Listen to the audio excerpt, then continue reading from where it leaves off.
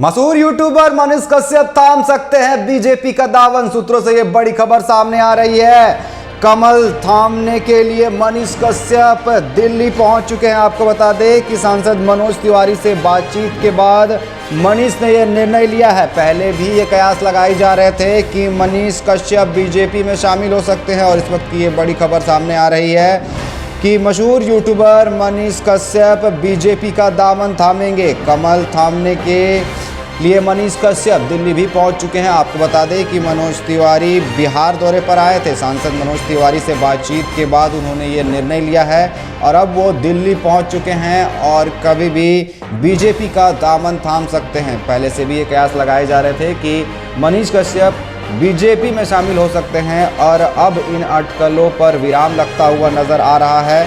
बताया जा रहा है कि सांसद मनोज तिवारी से उनकी बातचीत हुई, जिसके बाद वो दिल्ली पहुंचे हुए हैं।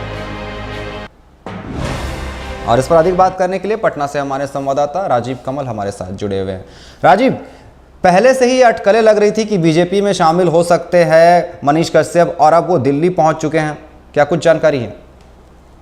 देखिए, खबर सूत्रों के अनुसार आ रही है कि कल वो मनोज तिवारी के साथ वो दिल्ली चले गए हैं और दिल्ली साथ में एक ही फ्लाइट में गए हैं, ये खबर आ रही है। और कहा जा रहा है कि आज मतलब कि दिल्ली में वो बीजेपी का दामन थाम सकते हैं। मनोज तिवारी कई दिनों से वो बिहार में काला चुनाव प्रचार भी कर रहे हैं और ये कहा जा रहा था कि मनीष कश्यप से उनकी बातचीत चल रही है, क्योंकि ये खबर आ रही कि मनीष कश्यप संजय जायसवाल के कहला जहां से चुनाव लड़ रहे बेतिया से, वहां वो चुनाव लड़ सकते थे। इसको लेकर पूरी कार्रवाई चल रही थी। तो मनीष कश्यप के खड़े होने से कहीं ना कहीं संजय जायसवाल जो सांसद हैं, बीजेपी के पूर्व प्रदेश अध्यक्ष भी रह चुके हैं, कदावर नेता हैं, अगर उनके खिलाफ लड़ते चुनाव तो कहीं ना कहीं संजय जायसवाल को इसका नुकसान जरूर होता। इसको लेकर मनोज तिवारी कई दिनों से, क्योंकि देखिए जब से यूट्यूबर मनीष कश्यप जेल गए और उसके बाद जब वो बाहर निकले तो कई बीजेपी नेताओं के साथ मुलाकात करते थे,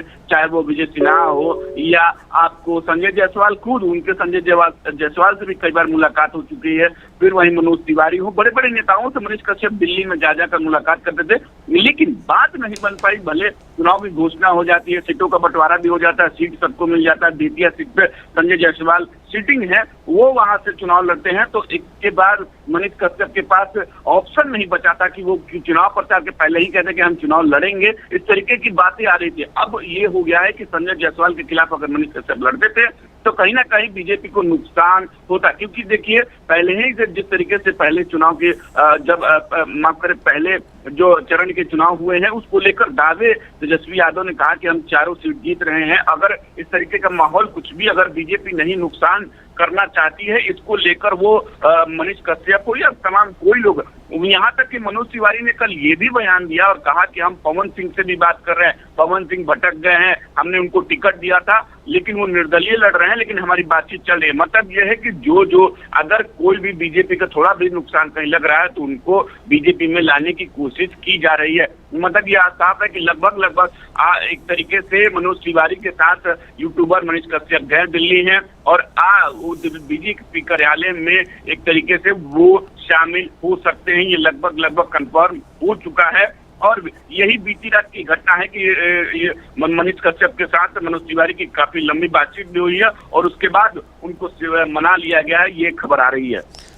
जी राजीव जी, अब ये देखने वाली बात होगी कि वो बीजेपी का दामन थामते हैं या नहीं और इसका फायदा बीजेपी को होता है या नहीं। फिलहाल आपका हमारे साथ जुड़ने के लिए और तमाम जानकारी देने के लिए आपका बहुत बहुत धन्यवाद।